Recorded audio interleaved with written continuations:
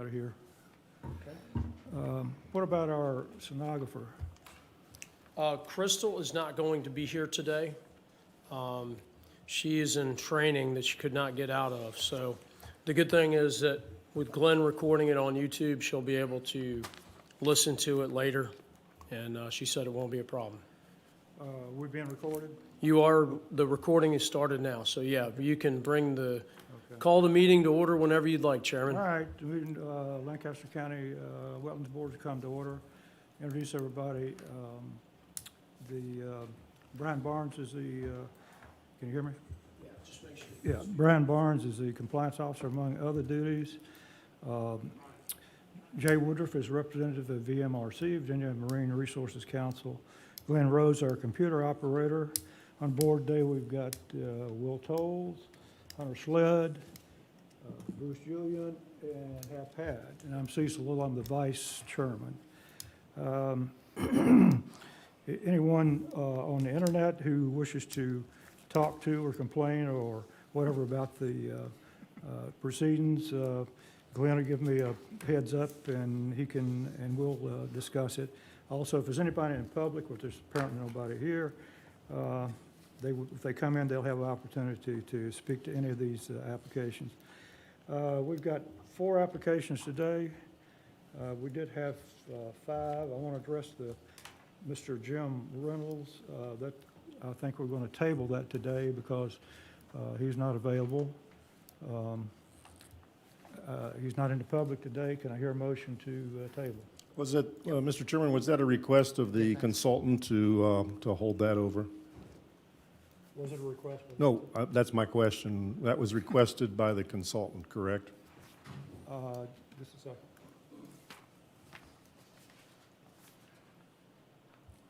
Brian, could you, Brian was the consultant requested we delay any action on the Reynolds property? Yes, that's correct. Yeah, you have a copy of that email correspondence right behind your agenda this morning. And I think, he's not here. If you want to take a formal vote to acknowledge that, that's fine. What I'll do is I'll try to meet on site with him, the property owner, and the contractor next week, see what they seem to be hesitant about our reservations regarding impacts on that site. So we'll try to figure it out, and if it comes back to you at your next meeting, then that's fine. So do we need an official action from a request to delay?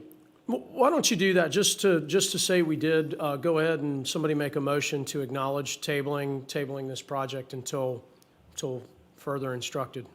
Okay, I'll make that motion that we honor the request of Mr. McKinley to delay action on this particular permit request. Here, a second? I'll second. Been approved, motion and second. All in favor, raise your right hand. All right, thanks, guys. 5-0. The first applicant today we have is LaHaye. Is someone here representing him? State your name for the record, please. Craig Paladinsky with Bayshore Design. Okay. He's representing this request. Let me read the information from the public record.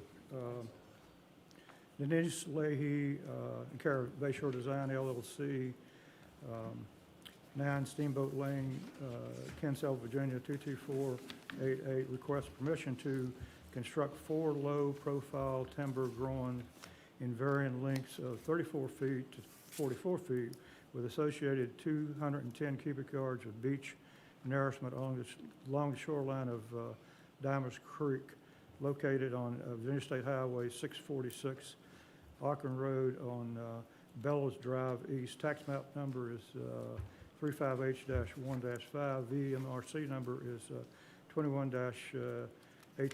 Go ahead, sir. Okay, what we're proposing here are 4 low-profile timber groins averaging about 32 feet, channel where the mean high water mark. The spacing between the groins are 64 feet, which is roughly about 1.5 times or twice the length of the actual groins. We're going to nourish the groin cells with 210 cubic yards of high-quality beach sand.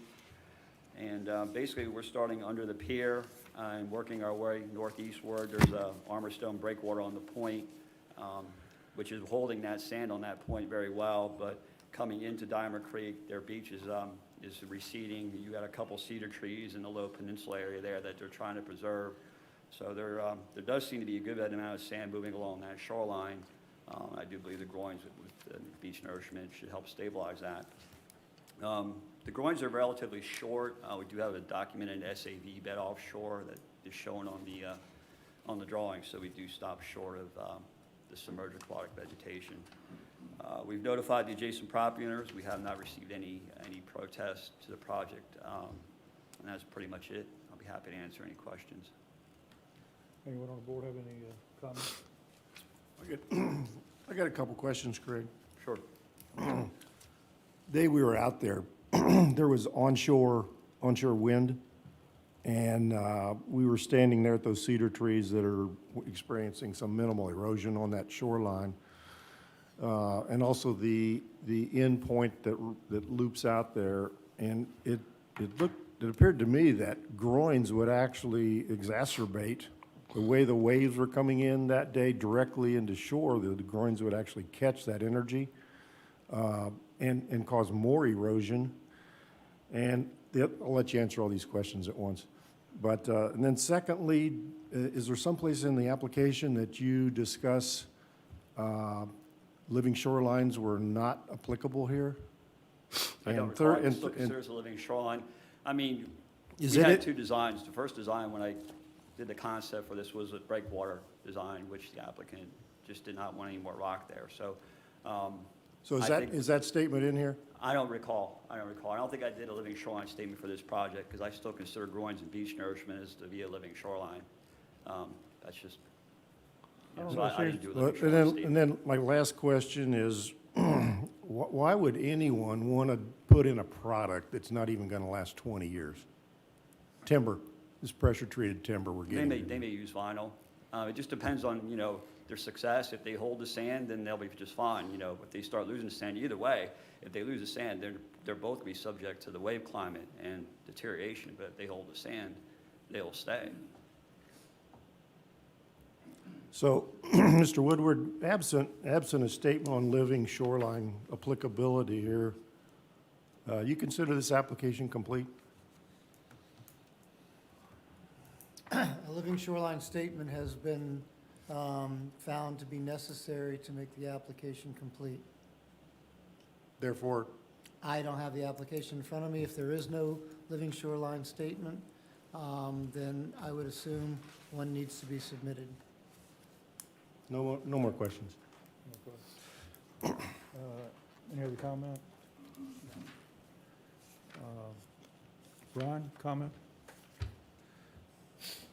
No, most groins, as you guys know, are going to be a 1-2 permit process. You guys will permit the upper extent of the project, and then it would have to go to VMRC for all the portion that's below mean low in most areas, unless it's some sort of private bottom. The site, when we looked at it the other day, you can see that there's some backshore erosion happening. But there's not a lot of sand in that littoral area. I would recommend if you do approve this project as submitted, I would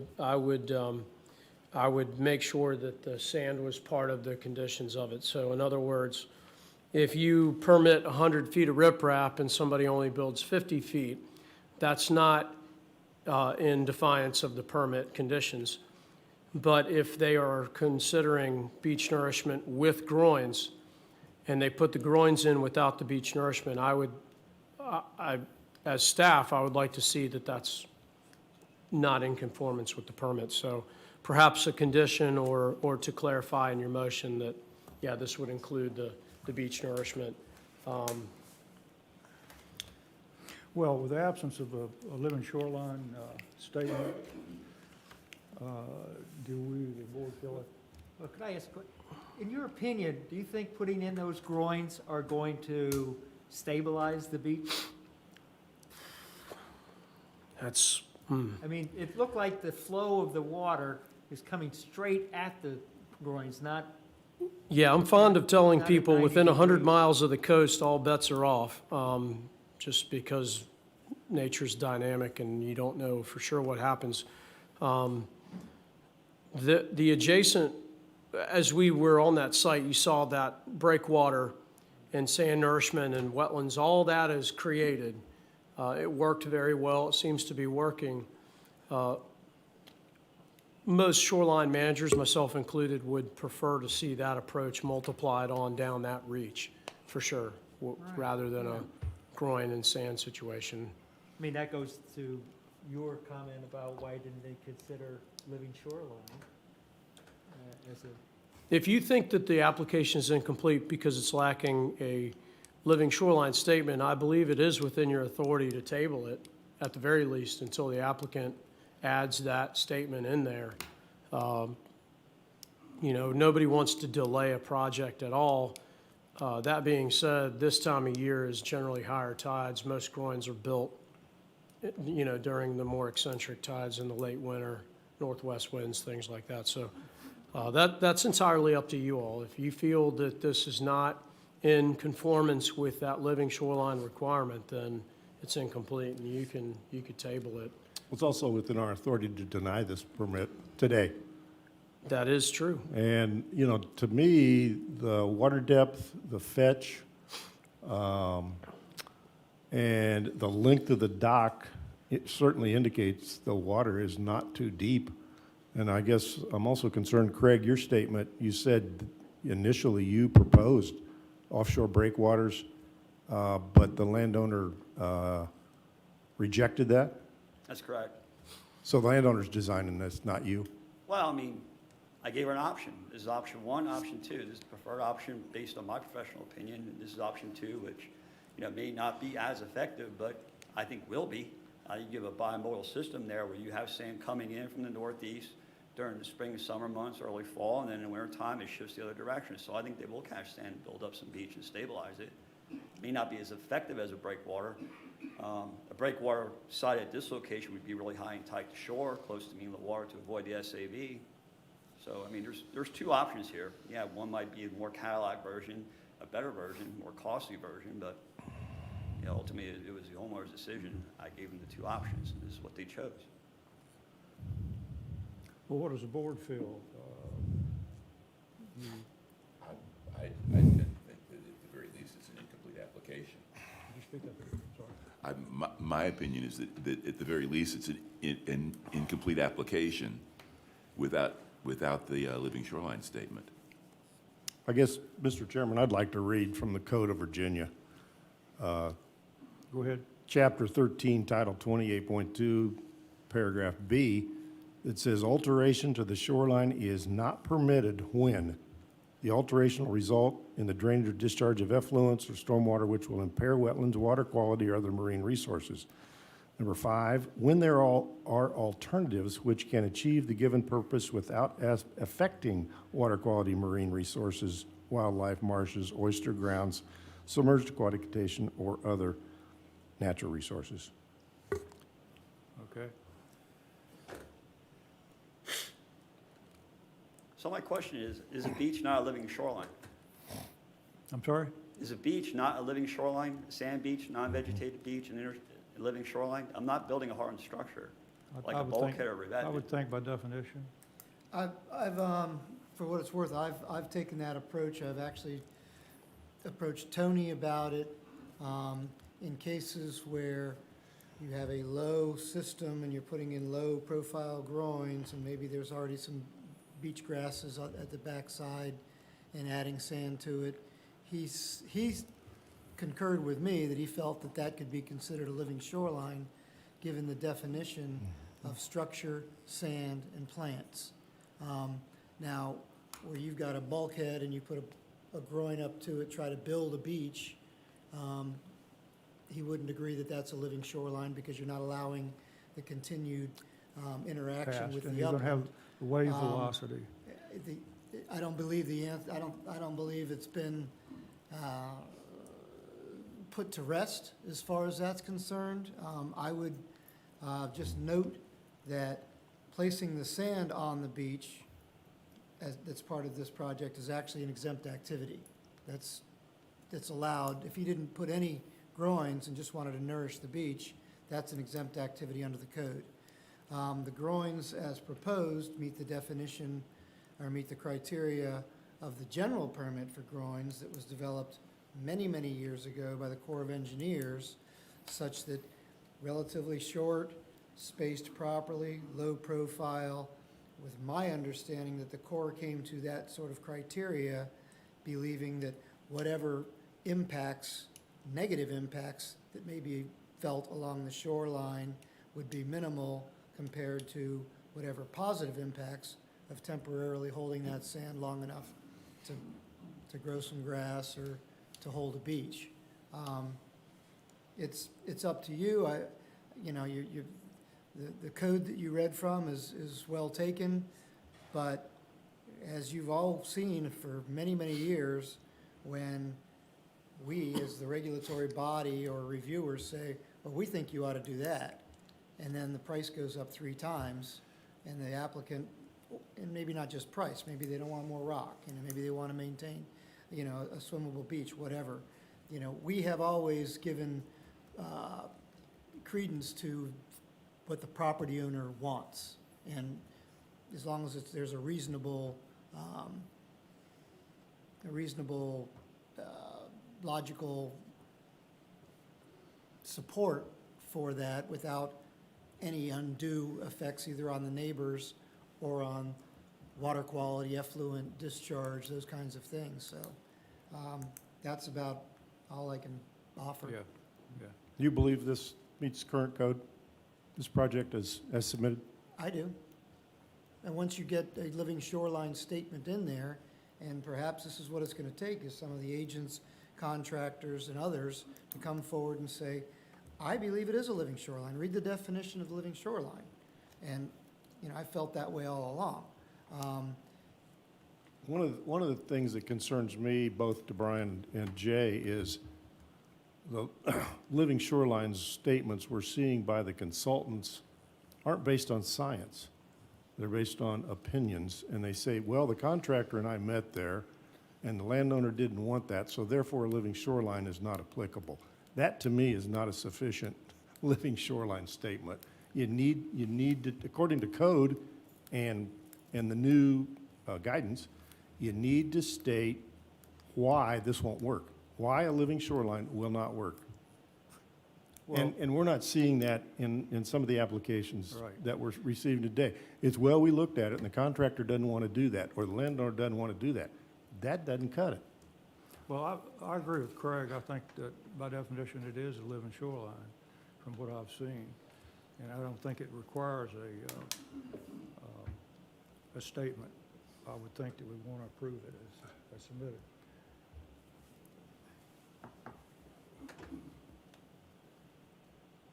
Any comments?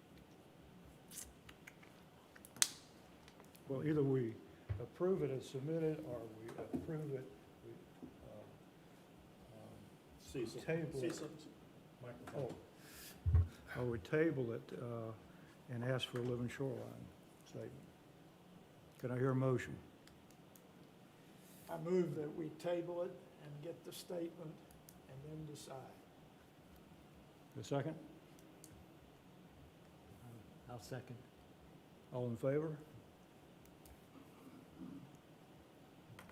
4, 5, and 0, motion carried. Thank you, Craig. All right, so to what I understand, I need to provide a living shoreline statement. I'm sorry? I need to provide a living shoreline statement? Yes, Yes. yes. Yeah. Just state that I think it's a living shoreline, that a statement? No, that's not sufficient. I think you're gonna have to resubmit. You can amend this permit.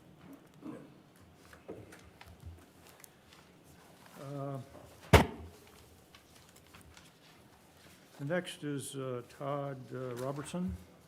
Someone here representing Todd Robertson?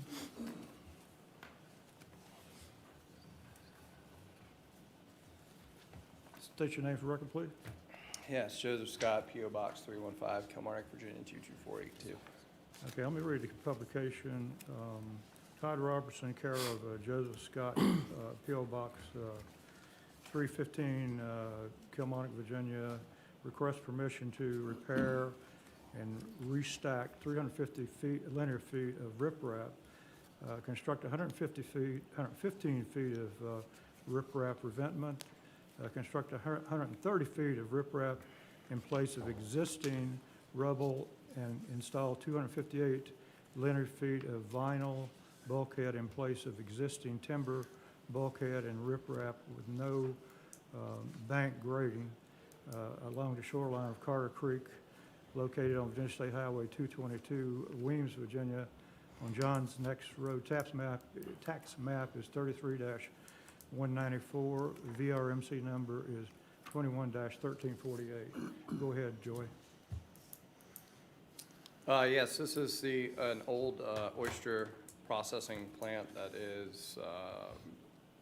has been there for quite a few years. So the applicant has gone through the process of getting it rezoned and is working on some other things to move forward with probably turning it into a residential site based on sewage concerns and all that sort of stuff, but that's really not for you guys to have to worry about. But anyway,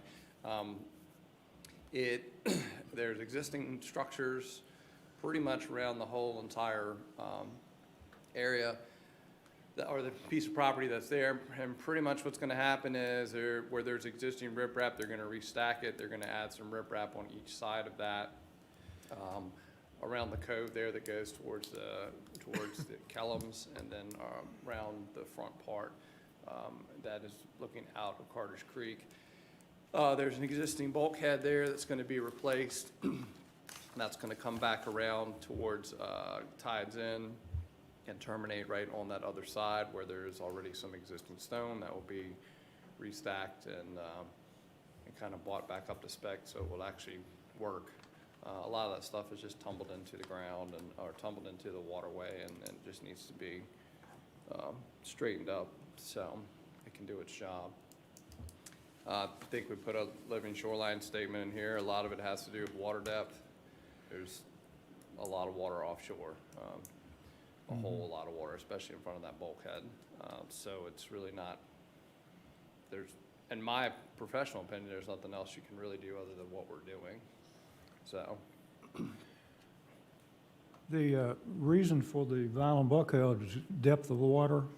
So yeah, the reason for the bulkhead repair with another bulkhead, as opposed to putting stone in front of it, is largely due to the fact that it would take a huge amount of stone to put in front of that. There's about 5 feet mean low water in front of that bulkhead, and then the bulkhead rises up about another 3 to 4 feet above that. So you're talking about 16 to 18 foot base of stone to put there. It's ridiculous, the amount of stone that would have to go there. And also they want to try to continue to use that area as it was most likely used at some point as an offloading. Not that they're going to be necessarily offloading boats there anymore, but obviously they could keep a vessel there off the end of that vinyl bulkhead. And there have been some mentions of folks saying that the channel runs kind of close to that side on Carter's Creek. I think there's plenty of water in Carter's Creek no matter what, but Yeah. just anything to kind of keep that from impeding further out. The operative word here is the fact that there's no bank grading, so most of the vegetation is going to remain. At this time, the bank grading has not been mentioned to me by the contractor, so we're proceeding with that. That's kind of a worst-case scenario in terms of the little bit of fill that goes behind that rock. That's my understanding. The only other comment I would have would be, from a historical point of view, I saw in those oyster house some equipment that somebody needs to do something with or take pictures. Put in It a has nothing to do museum. with this meeting, I understand that, but it really was something I think the public needs to be aware of. Okay, you do me one favor? Open public comment, just in case. Board, any other comments? Oh, I mean the general public. You guys didn't. Did we not get to it last time? What's that? That technically is not in state code. It's not? Yeah. Allowing public comment via internet is a courtesy. It's a nice thing to do, but it's not, 15.2, 2204, and other code sections regarding public hearings haven't been amended to require. I think it's a good idea. Definitely ask Glenn if anybody's raising their hand online, Or but, anybody in the audience. but when, and maybe somebody should state, there's no one in the audience, Yes, sir. present, so, Yes, well, there is. yeah. And he may want to speak, you never know. But yeah, definitely always ask, but, the online stuff is kind of now a courtesy. On the board, any other comments? I just, I'm any, gonna get to them. We didn't advertise it as an electronic hearing, I'll so. say, getting ready for a Go question. ahead. Brian, with as much demolition that's required, particularly with some of these structures within our jurisdictional area, how does the county handle that kind of demolition regarding impacts to the aquatic environment, sediment and erosion control? I believe you need a permit, right, for demolition? So I know there's concrete, old concrete ramps and structures within our jurisdiction. So to protect the aquatic resources, how does the county, we got an interface here, I guess, with the building code and the wetland statutes. I started thinking about the massive amount of demolition here that will occur within our jurisdiction.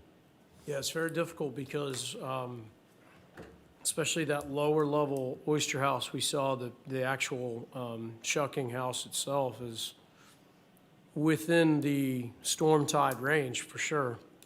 So, and it undoubtedly has lead paint and other things in it. Very difficult. Putting any kind of sediment trapping facilities in or near tidal waters is very difficult. Jay and I and Nancy with the Army Corps have wasted dozens of hours just in the last 12 months on issues like that, because if you put even sediment curtains, turbidity curtains out, even a halfway decent chop can render them useless in a few minutes. So it's difficult. Our main kind of focus is to get the demo contractor who did the old Treacle and Christopher Oyster House did it very quickly.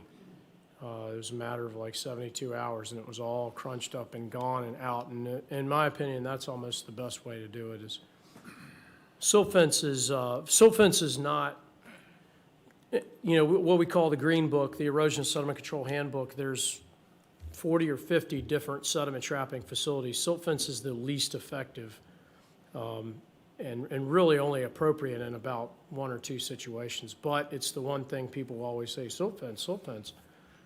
There's tons of other ways. There again, go back to the main thrust of environmental management. The first step is to avoid. If you can't avoid, then minimize in time and phase. Those are all way more effective than structural facilities to try to keep dust, even spraying the dust while you're crunching it up. It's difficult. And Since a lot of this demolition that Joey has explained will occur within our jurisdiction, but could the county stipulate that the demolition that's going to occur in the tidal, in this 1.5 tidal range, occur in a certain period of time? I know I'm getting concerned about the sediment plumes that we have on Carter's Creek, where we have unabated activities along the shoreline. So instead of the demolition taking a year or two, which I'm not saying that would here, but can those conditions be placed on a demo permit? I would think that you could. I would recommend that you utilize a motion that said something to the effect of avoid storm tide situations and mobilize demolition operations to dismantle certain areas. I would use the word phase, P-H-A-S-E, that the demolition be phased. In other words, don't, and some contractors really love to do this. They love to tear up a bunch of stuff all at once and then slowly, Haul it away. yeah. This would be a thing where you would take down a section that you could do in a day, get it up and out of there, and then do the next section and the next section. I guess the other thing, Mr. Chairman, I'm not suggesting we have the authority to do that. We have to act on Joey's application. That does not include any demolition. I just bring that attention to Yeah, to that's a this good board, point. and that to simply, Brian, encourage the county to consider those kinds of stipulations and conditions on any kind of demolition permit. So I think we're outside our authority here, since that is not included on the application. Okay, yeah, well, it's worth stating, given y'all's board and given this site. This site is very unique. This site was recently rezoned by the Board of Supervisors. Right. And that was not without its controversy. This is one of the first rezonings I've ever seen. When I took it to the Planning Commission, they failed to come to a recommendation vote, and that has almost never happened. So they looked at this site, and they did not want to support a rezoning for this site because it's the loss of a working waterfront. And having now been to the site in some areas I wasn't before, it's very unique, and it's certainly a measurable loss to the working waterfront community.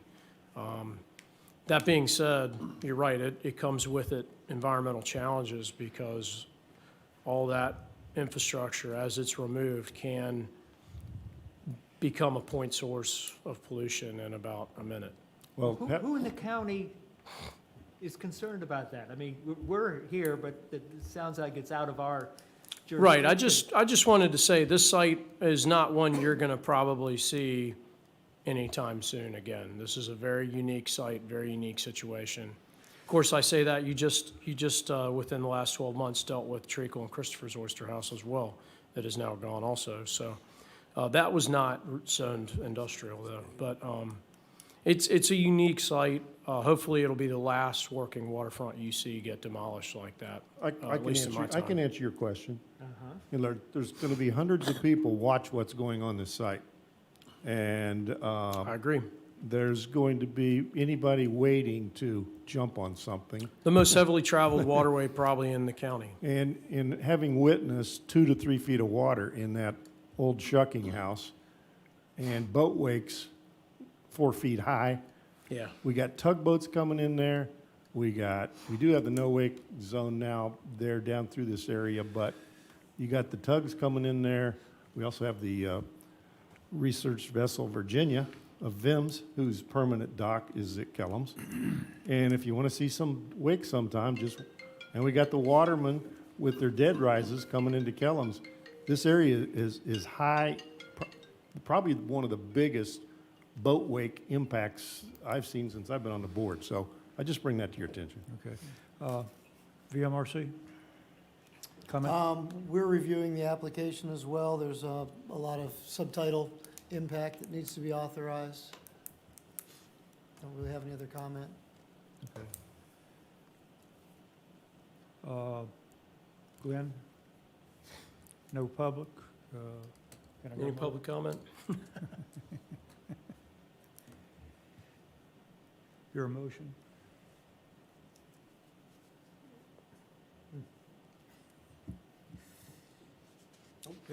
Well, we're not asleep up here, are we? I'll make a motion to approve the project as submitted. Second. All in favor, right hand? Motion carried. Thanks. Thank you.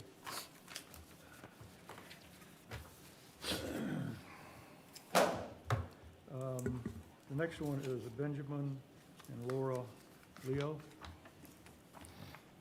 Who's representing them? Joy? Joseph Scott, P.O. Box 315, Kilmarnock, Virginia 22482.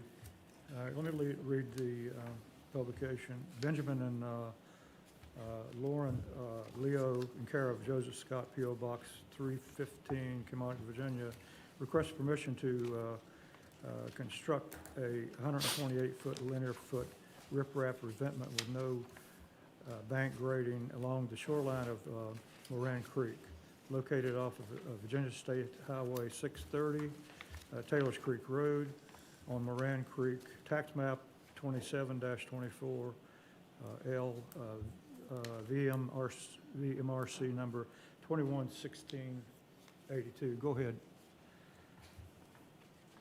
Yes, so this site is down Taylor's Creek, and is experiencing similar issues to several jobs I've done down Taylor's Creek over the last 18 months.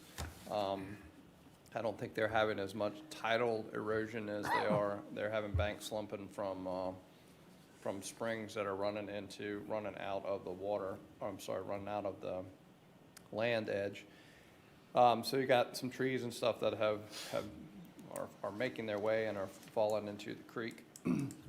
So the homeowner would like to just put a revetment at the base of that bank. Pretty much the erosion stops at their property line. The bank at that point goes kind of more into a ravine. The elevation is a lot different, and there's not as much of an erosion issue at the base of it. On this particular site, it's heavily wooded on their side of the creek as well as the other side of the creek, so you get very limited sunlight coming into this area during the course of the day, and also the bottom is terribly soft.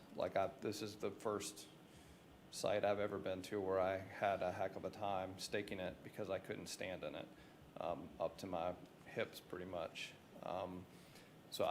That's the reason why we didn't, and I think I put that in the statement. That's the reason why we didn't propose a living shoreline here, because it just, with the water depths, with the coverage, with the base there, I don't think it would do much to actually assist in helping them stabilize the base of the bank and maintain the forested buffer that they would like to maintain.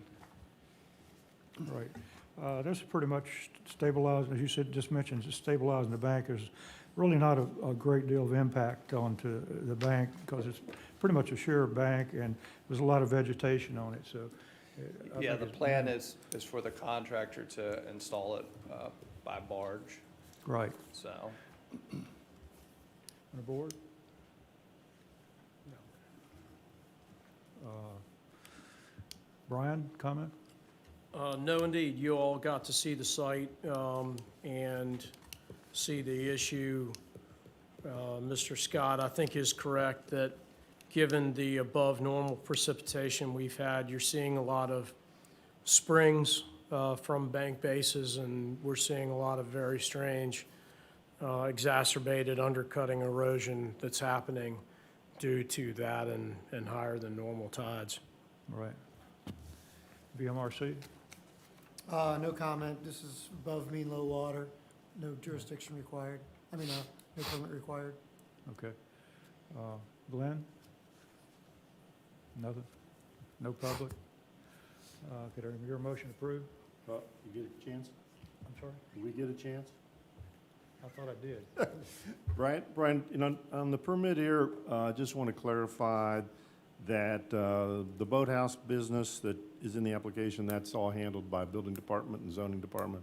Yes, and they have, the zoning officer has reviewed it, and he has found that it is consistent with a rebuild in footprint, and it passed their muster. I believe the actual building plan is on the building official's desk. They just review it. They don't, at this time, have a major formal review.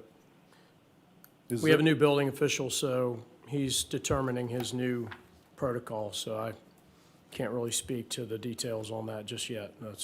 So I could check. I might know more this afternoon, who knows? Okay, thank you. But so far, it meets all the, so far, the proposal has passed muster.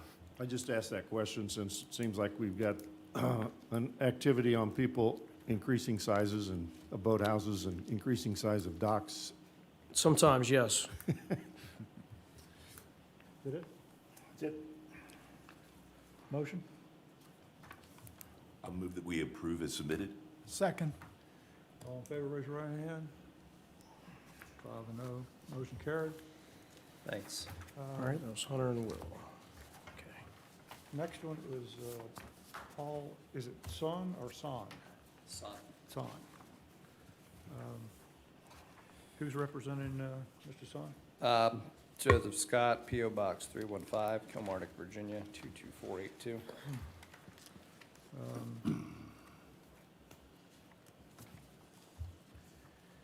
If I can find it.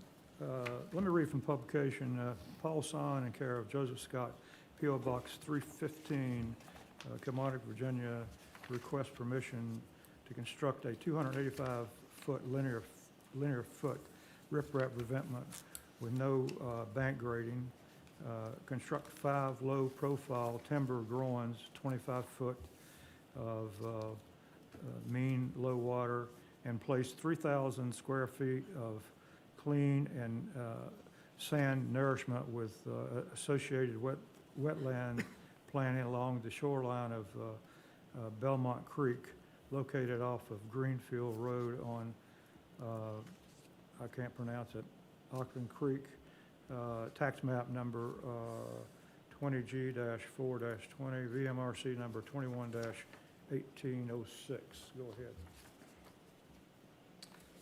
Yeah, so this site has a couple of things going on, one of which I guess really isn't jurisdictional, but over there by the piers, they're going to do some minor grading there to fix that, because he has a lot of upland runoff coming off the roof and coming off of the upland portions of the property, so they're gonna try to reroute some of that and fix that giant hole that's there on the bank. That'll really be the only major bank disturbance that's going to occur. And then along the shore, he's got some erosion at the very base of the bank. He's lost a couple of the trees that have fallen into the creek there as well. That doesn't seem to get battered a whole lot, except for in situations like the other day where the tide's extremely high, or if there's a storm-type tide coming from probably right there. I guess you would be coming south, and southeast, sometimes southwest, because that's all open. There was a sandbar offshore there a ways. There was actually a whole lot more of it back in April. It's really eroded pretty bad since I started doing this project. But I think the loss of that is probably what's, and I'm not a scientist, so I guess I'm just speculating, but I think the loss of that is probably what's causing more erosion at the base of the bank. There is some sand shift in movement in this area, and it wasn't visible on the site the day of the visit. However, earlier in the year, there was tons of sand out there. As you can see from where I put the low water line, that's where it was when I went down there to stake it. And a lot of that too is coming and going from the remnants of that bar. So what he's hoping to be able to do is put a revetment right at the base of that bank to give them some protection in storm events, and then put what I'm calling an ultra-low profile groin. I don't know, am I making my own, I'm a politician now, I'm making my own words. Basically a groin that's not gonna rise above high water. Most groins are permitted to come a foot above high water. This one, the way that I envision it, is coming even with high water, because it's really not going to serve the purpose of a groin as much as it's gonna serve the purpose of holding sand there while it gets planted. And hopefully they can achieve a living shoreline through using those to hold it, as opposed to going offshore and building a sill, which would be very expensive, and it would still leave the base of the bank problem every time that there's a storm. So this is not really something I've done before. It has something that I have seen proposed in other areas, and I thought maybe it would work here. So if you guys have any questions. Any questions from the board? I will point out the groins too are short. They're only 24 feet. They're really not designed to be an arm sticking out in the water catching sand. They're kind of designed to hold Yeah. what little bit that's going to be against that bank. That was an interesting sight. Yeah, But, it's a lot going on there. A lot can happen there. Any comment? I would just say that I certainly have sympathy for these landowners. They've got mega, They've Me- got everything going on. mega issues with flooding and the challenges of this site with the fetch and vegetation, the exposure to the south, and also that particularly challenging soil situation with clay cap with sand as far down as we could see. Yeah, you think you can do all of this for $75,000, Joey? Probably not. Yeah, At one time, maybe. Depends on how much money we keep printing. Well, I think it was good to have the landowners there that day and to point out some things about the massive square footage of their roof and garage and everything else that's coming right towards that bank, along with the road and neighbors and everything else. I mean, there was certainly, when these homes were built, there was no site preparation and no consideration, just let her go. And it's really saddened that this landowner's got to deal with this now, and this is going to be a continuing challenge, I think, just because of those soil situations and the volume of stormwater. well, if they're able to stabilize the runoff from the roof, the massive roof and the road. Right. I think he's definitely realized that it's going to be an ongoing thing, and a lot of it is going to occur outside of what, we need to get a permit for Yeah. here, but I think he's come to accept the fact that he's going to have to do a lot of work to try to get it manageable, more manageable. I wish them luck. Brian, question? Yeah, just to be consistent with our process, that's something I'm always looking for. You did table the LaHaye project because there's no living shoreline project, statement, excuse me. The interesting thing that occurred to me when we looked at both of these sites is that on a macro level, they're very similar. They both involve groins along a fetch, along a reach, excuse me. And the difference is with the Paul Sun project is that you're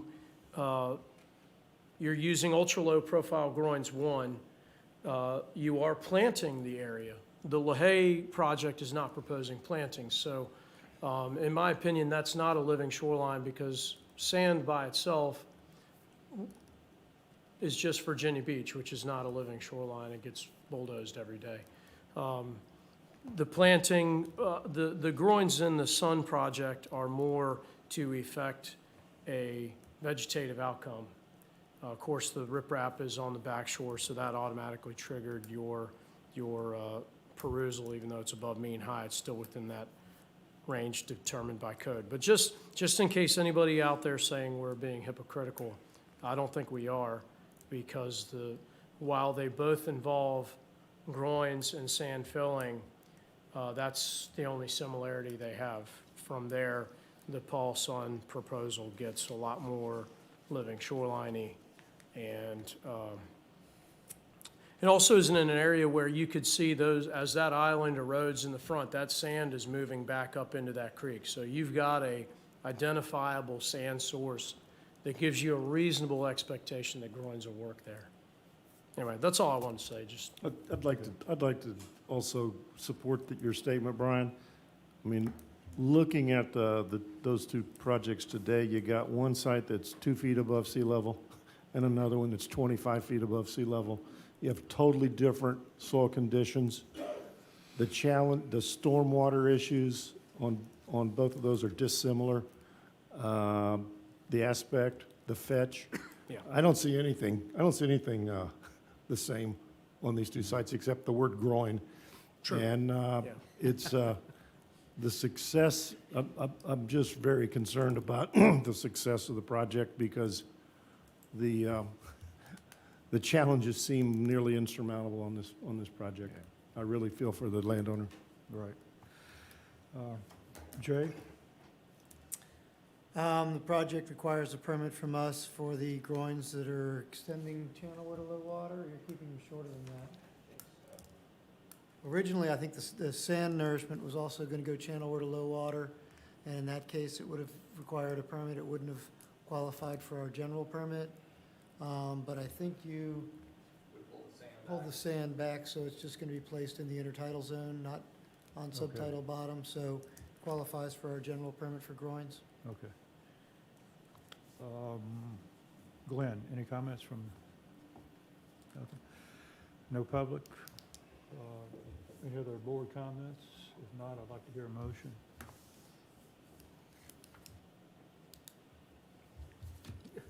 I move the project be approved as it's presented. I'll second. All in favor, raise your right hand. That's the last of the applications, and could I hear approval of minutes for August the 12th? I'll move for approval as written. Second? Approved and second. All in favor, raise your right hand. Brian has asked me to talk for a minute about the November and December meeting and discuss it among the board as whether we want to have maybe one meeting to cover everything about the holiday or split it up. I would favor trying to push to December and take care of everything for this calendar year, unless we've got a big load coming. Okay. No, I don't think so. It's, of course, as you guys know, things are running a little bit above normal, but I think we can handle it. The November meeting would be Veterans Day. I've run into conflicts the Thursday before and the Thursday after and some of the other days. It's just, November, that time in November looks very busy on the county schedule. So Well, I was yeah. just going to run that by you guys. If that's okay, if December 9th is okay for you all, then we'll do that. I'd also, Cecil, to take into consideration lack of staffing and the ability to, since Thank we you. still don't have an environmental compliance person, that this would allow more staff time for review. So I would support that. Well, I'd rather see a 5 in December than a 2 and a 3 in November and December. Okay. All right. Thank you. So that'll be December 9th? Yes, sir. Yep. Cecil, a couple questions. Yeah, go ahead. The minutes indicate back in August, we were supposed to get a presentation from Seas on their grant program. Did they not respond, Brian? No, let me pick that up where we left it. Yeah. I'll get the environmental officer to get right on that. Okay. Okay. How many hats do you have now, Brian? Too many. Hog catcher? And I think Glenn can feel the pain too, And because then- he's doing all these meetings now as Yeah. well, and the IT stuff, so. Also, could we get a brief summary of any progress on the 2 violations that we've been working on? I have one for you here on Flamia, and actually the agent for Flamia is here. You guys can look at that. So Mr. Flamia has hired Craig Palubinsky to develop a after-the-fact permit request for him. That's in process, and Craig can speak more to that. And he's got pictures there that I printed out in color this morning for you all. The gravel that's on the site is still there, but the thought is, hey, is it going to do more damage pulling it up? That's right. Should it be nourished with sand and that whole area planted, and eventually the gravel just becomes naturalized somewhere in that wetland substrate? Craig has reached out, as you can see in that email, he's reached out to Lyle Varnell with VIMS, Jay, Nancy Hankins, and some other folks to try to get a scientific feel for where we are on that gravel. I can tell you, without telling tales out of school, that the county attorney and Mr. Flamia's attorney have had conversations back and forth with me on that issue as well, and they both were worried about, as they would take it to the circuit court judge, that, the circuit court judge doesn't want to require Mr. Flamia to remove all that gravel if it's going to cause more damage. It hasn't gone to the circuit court judge yet, unfortunately, but this is all of this activity is in hoping to avoid going that route. So, Jay, would you comment on this Yeah, basically what I provided was an existing condition plan. I mean, you have a low sill there that needs to be revamped, you know, brought up to a higher elevation. There's a lot of gravel there. There's 300. Pardon me, I asked if Jay had any comments. Oh, I thought you were asking, I I apologize. had responded to the email that Craig sent and Brian Microphone, Jay. encapsulated it. I had responded to the email that Craig sent, and I had Brian's comments encapsulated my comments that perhaps there's going to be more damage trying to, you're not even going to be able to rake that stuff out. You would have to blade it out, I would think, which is going to disturb the underlying substrate. But hopefully with enough sand fill over top, you could get a good base upon which you could get wetland vegetation to grow to restore that area. However, I am a scientist, but we defer. I'm not the best available science. VIMS is, and Lyle has been tapped to provide comments on that as well. Okay, thank you. They have been tapped? Yeah, So at some point, The email that Craig sent, that I could forward to each one of you if you want, or Brian has it, was sent to, I believe, me, Brian, Lyle, and Nancy. Correct, yeah. So you got the Corps, the local Wetland Board, VMRC, and VIMS looking at this. oh, okay. But I think everybody that's been out there, or just from looking at it in pictures, realizes that, yeah, you got a layer of rock that shouldn't have been put there, but to get it out of there, you're gonna cause more damage than a potential other restoration plan that'll just overlie that. I don't know the answer to that. So what you're proposing is to, I was talking to him, correct, what you're proposing is to add sand base on top of it and nothing Correct, between yeah. the sand and the stone? Yeah, basically start by refurbishing the sill, bring it up higher, and, yeah, top dressing gravel areas with sand about 1/2 foot to 1 foot depth, and then planting that area. Do you have your drawing there? Yeah. I mean, if you wanna, just so we got something to look at. He didn't have a section, but it's, there now? if you guys remember going out there, you could get a feel for what's being proposed. So, all these areas that you see cross-section, that's all gravel. This is gonna be hard to capture for Crystal here. So, let me just ask you the question. So when do you think this after-the-fact permit would come in? What's your timeline? Probably a bit time for December hearing. Okay. And so we're going to basically try to recreate what was destroyed with the sand. And what's the fetch on this? Fetch? Is there a fetch inbound here? Are we going to have to protect that sand anyway? I haven't calculated the fetch. Okay. Well, I believe there was a proposal for an offshore sill to raise the elevation of the rock that's offshore to offer some protection for that sand, but it's a huge fetch. It's Moratico. Yeah. Yeah. And the property is low. It's Moratico. So, you know, there's difficulties, but it sounds like, you know, attorneys for both parties are working toward hopefully a mutually acceptable resolution that'll certainly not harm the environment any more than has already been harmed, and hopefully get some benefit of some vegetation back. It's really more of a restoration than it is an application to do work. It's more of a restoration plan to restore it, as far as I can tell. My question would be to Brian, this is apparently in the courts right now. Do we have to take any action on this? you do not have to take any action on this yet. Since this is kind of an out-of-court agreement, if you will, it's going to come back to you. What was agreed to by the attorneys is that it would come back to you Come back to the as an board? after the fact. Okay. That would kind of start your process again, but the idea here is to get it cleaned up or get it fixed. That being said, I learned a lot from this case, and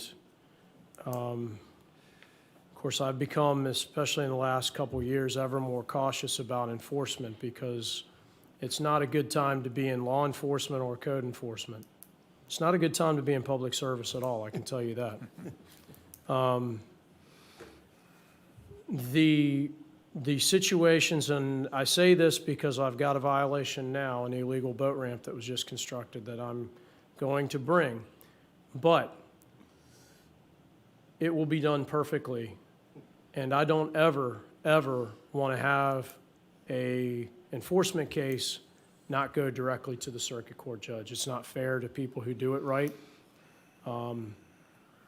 This should not be happening. It's my fault because I missed one step. And the attorney for this man jumped on that. And it's enough of a wiggle that they both felt doing it this way would be better. But I will say, society and civilization is held together with deterrence. And deterrence has to be painful. Allowing somebody to come back to you and get what they want in the end is not painful and does not help to make my job easier out here trying to enforce this law by myself with 200 miles of shoreline. So I won't make this mistake again. I don't like the way this is going, but it's out of my hands. And I'm frankly the one who made the mistake. When we tabled his project the first time, his consideration, because he said he had a hospital appointment, I should have sent him certified notice about the next meeting. I did not do that. But the second question to me, or from That's me, enough to get it thrown out. yeah, would be, if it comes back to us, do we impose a fine? I'll find out from the county attorney should be back in town. He's been on vacation. He should be back in town soon. I'll know that before you guys consider it next. And for what it's worth, I hear you, I feel you. I'm bringing a page 3 consent item, we call it, to the commission this month. After the fact riprap. Project was done beautifully. They didn't get their permit. The permit was pending. Probably my fault. I didn't, get it in a timely manner, but generally we got a contract that says, hey, I'm ready to go. Where's my permit? Oh, forgot it. Here it is. I got 18 other ones ahead of you, whatever. Bottom line is we've got a situation, it's down on Black Stump Road, riprap in front of a bulkhead that didn't get a permit. The application was being reviewed, but it didn't get a permit. It hadn't been permitted yet. Some of it was wrapped around up into the intertidal wetlands. Because of the deterrent factor, we said, well, not only do you not have your VMRC permit, you don't have a wetland permit or a core permit. Now, the core permit had been issued, but the core permit, all the core permits say, this is not valid without your local and state permits. So do they have a core permit? The core doesn't really help us from the enforcement standpoint, has been my experience. They find a way to get it approved and they move along. So we are recommending in this case, it appeared to be clearly at the fault of the agent/contractor. They're both in this case. It's public record, Delta Marine over in Deltaville. They were getting the permits and they were doing the work. They didn't get the permits and they did the work. I notified them. They said, well, we'll clean up the wetland. You can go down and take a look at it. I did. It's been restored. The rock removed from the intertidal zone. But he's got 430 linear feet of 12-foot wide base width rock out in front of a bulkhead that we would normally have approved. Are we going to make the guy pull it out, pile it in the yard, get his permit and put it back? No. So we're going to issue an after the fact. Staff is recommending after the fact approval. But we're also recommending the maximum civil charge that we can by law, which is $10,000. Yeah. In this case, that contractor has been found in violation by the commission before.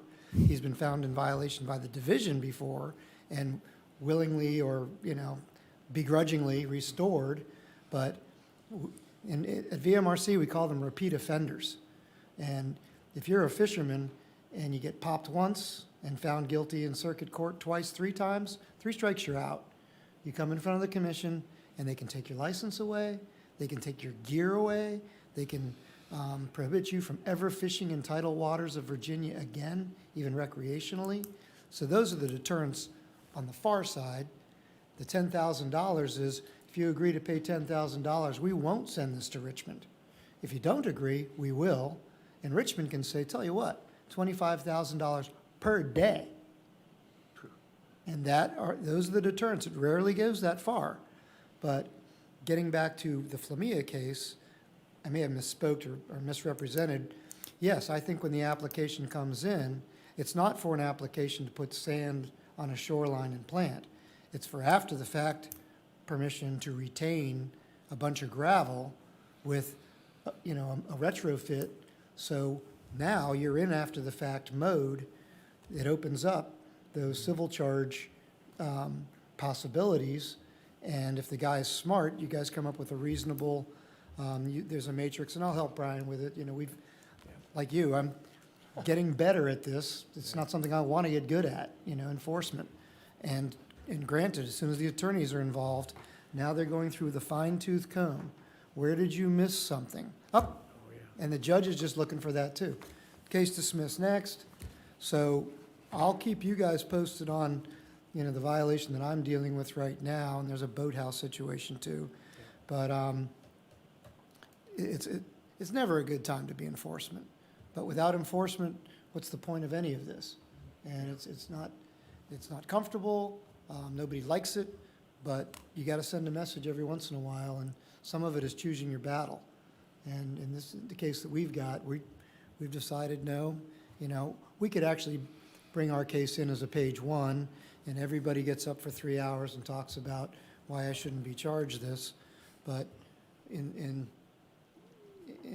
the interest of time and, moving forward, we have this ability with a consent item to come up with a fine, and in the scheme of things, it may not be 10,000 for Flamia, I don't know.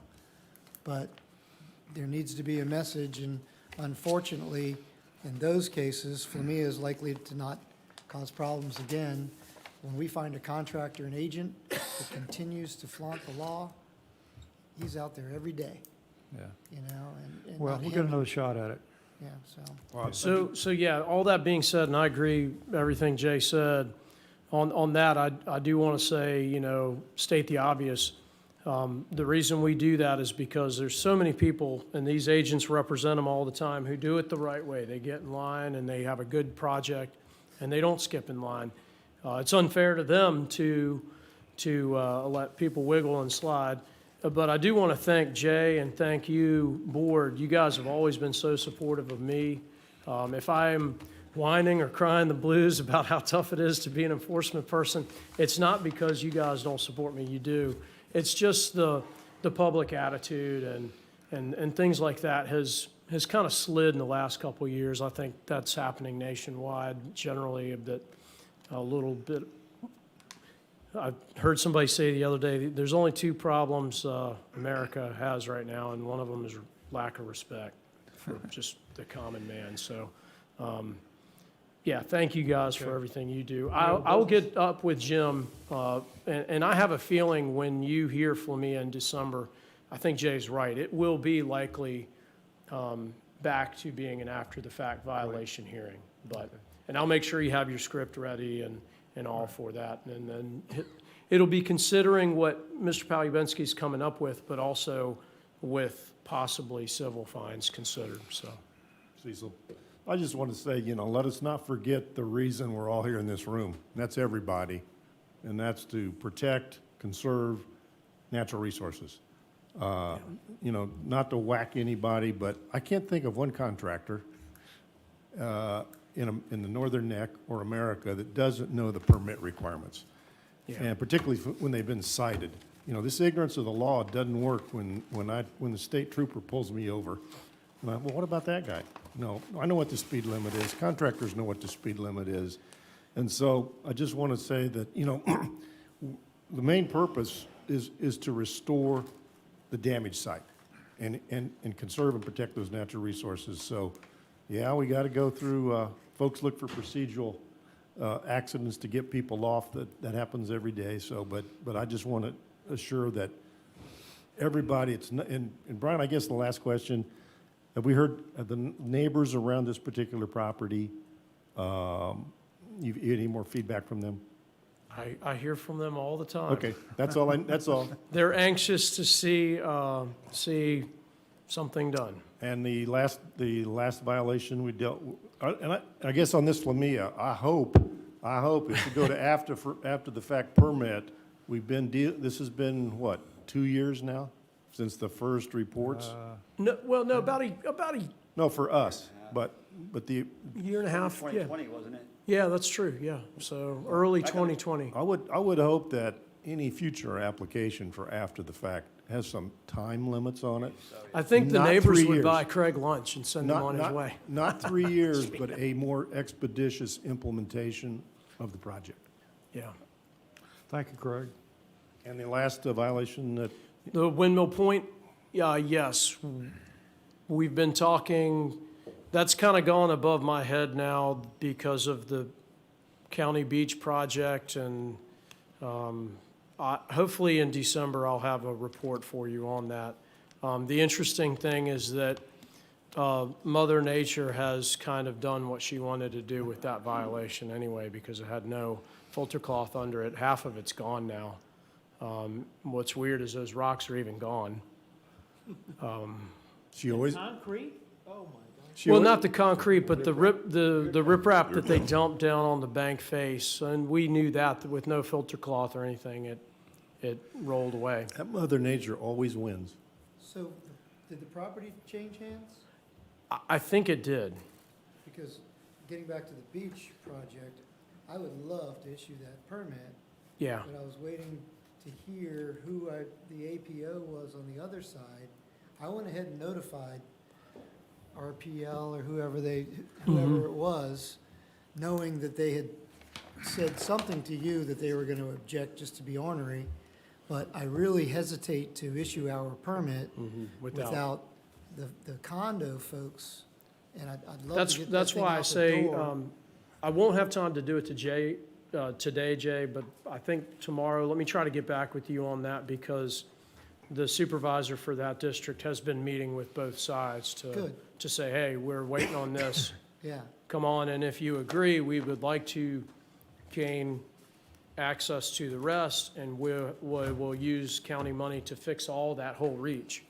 yeah. And the So- last thing I want to do is misstep I and know. then cause somebody to go, oh, wait a minute, and I know. so if you're working through it behind the scenes and for We what it- can't do it soon anyway. Yeah. It's a winter, spring, next summer kind of thing anyway. And for so. what it's worth, getting back to your comment, protecting the environment, in the scheme of things, unfortunately, sometimes, the violation is a violation of law, but it's not, dumping that little bit of rock down relative to all of the concrete that's falling down. I don't know if it's a self-restoration, what have you. It doesn't excuse the willful or deliberate going outside the law to put that stuff down there, but I always have to keep coming back. The older I get, what are the problems I need to worry about, and what are the problems I can do something about versus all the microplastics, the ozone. I mean, That's contained in the Serenity Prayer. You need to read that. It was kind of sad. Yeah, that violation was actually a bit in the category of sad, because it was so little against such a mighty river, and with no filter cloth or anything, and rocks that big. It was just like, and it oh, lends it- man. that whole you place wasted lends your time. itself to being something better again, if everybody would just working with the stuff that's on site. Yep. All right, Jack let's Hammer. adjourn a meeting. Motion to adjourn. Second? Thank you. Hey, there's condos.